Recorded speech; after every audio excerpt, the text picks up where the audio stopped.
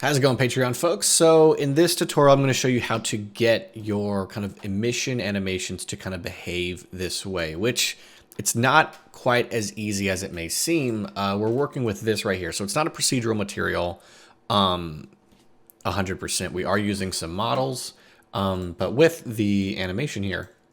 So notice how they're just blinking in, blinking out. So that specifically can be a little difficult.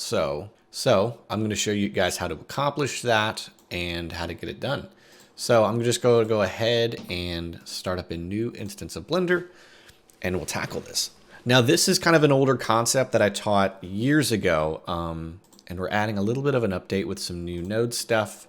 So let's get it going. So go ahead and use whatever shape you want for your bulbs. You can even use real bulbs, but in my case, I'm just going to keep it simple with a circle. And then go from nothing to ingon, just so we can have a circle going. And I'm going to do 60, even that's way too much. It's not going to matter. I'm just going to go ahead and scale it. I'm going to hit S and scale it pretty far down. Now we're going to go ahead, get our array modifier, and then just space it out how much you think that might be good. And then just duplicate it a bunch. Just kind of create your wall of bulbs. Then we're going to do another one, do that one 0, bring it down, and then I'm going to kind of keep it like that. All right. So now that we're here, we're just going to go ahead and apply these modifiers. So hover over this thing right here and hit Control A, hover over this thing, hit Control A, and now we have our bulbs. So let me go ahead, let's go ahead and throw a material on it. So I'm going to go to the render view, which in my case, I'm going to go over to Eevee for this so that it's easy to view and easy for my computer to handle. And we're going to turn on bloom in the Eevee settings. So go over here and add in an emission material. So now we have that. We can scale it up and it's nice and glowing. So let's go to the shading tab and get accomplished this. So first what we're going to do is actually I'm going to present the problem that this is going to solve. This process is going to solve. So what we're going to do, I'm going to hit the period key to see my node. I'm going to get in a color ramp. I'm going to get a noise texture. And then with that node wrangle add-on enabled, Control T, and then we're going to use the object coordinate. So here's the problem. I'm going to crunch the black portion of the color ramp in, and then bring my scale to like 0.3, maybe 0.05. There we go. And then I'm just going to bring my world brightness to black as well.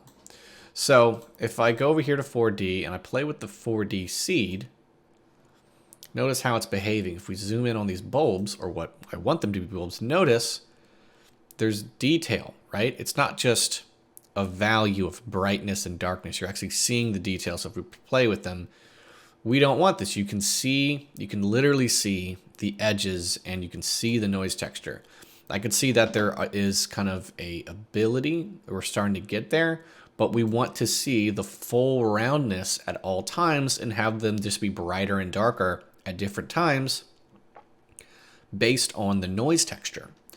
How do you accomplish that? So here's how you do it. We're going to go back to layout, and I'm going to go to the flat view here. And I'm going to hit tab, and I'm going to hit A just to make sure everything is selected. And then I'm going to hit the tilde key. It's right above the tab key, and go to top.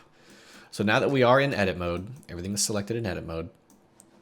With this flat view, I'm going to hit U to unwrap and click project from view. Now that we have that, let's go over here to the UV editing tab. And we can view our new UVs. See that? That is our circles. So what I'm going to do is I'm going to highlight all of them. And if I just hit S, they're all going to scale together. So what we're going to do is hit this drop down and go to individual origins. And now when I hit S, they scale by themselves. So what I'm going to do is I'm going to hit S and 0. And that scaled them to a minuscule value. You cannot see them. They're highlighted, but you can't see them. They're minuscule. Minuscule, sorry. So that means when the noise texture applies to it, it's applying at a scale of a pixel.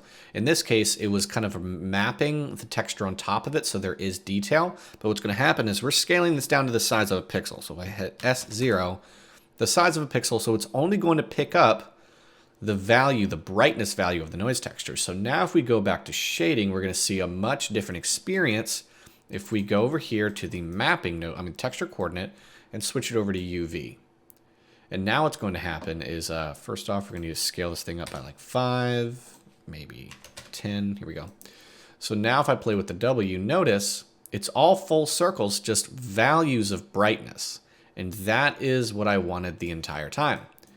And now you can go ahead and animate this. I'll probably throw some text on top. This is very, very good for motion graphics, specifically for your kind of graphic design, motion graphics, kind of advertising styles. But you really now have the power to throw any texture you want on top of this.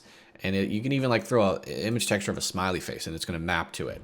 So this is how you kind of create this animation and get it to work properly, and the noise texture to kind of be dictating brightness values rather than mapping on top of the images. So there you guys go. I hope that helped you. I hope this was something that you didn't know about. It was really cool. This is incredibly value for anybody making motion graphics, which is something I do all the time. But with that being said, I will see you guys in the next tutorial.